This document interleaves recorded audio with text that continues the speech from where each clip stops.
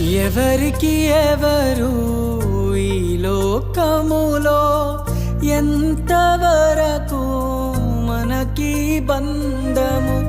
ఎవరికి ఎవరు ఈ లోకములో ఎంతవరకు మనకి బంధము? ఎవరికి ఎవరు సొంతము? ఎవరికి ఎవరు శాశ్వతము?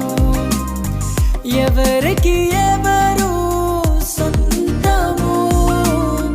ఎవరికి ఎవరు శాశ్వతము? మన జీవితం ఒక యాత్ర, మన గమ్యమే ఆ యేసు. మన జీవితం ఒక పరీక్ష, కని గెలవడమే మన తపన.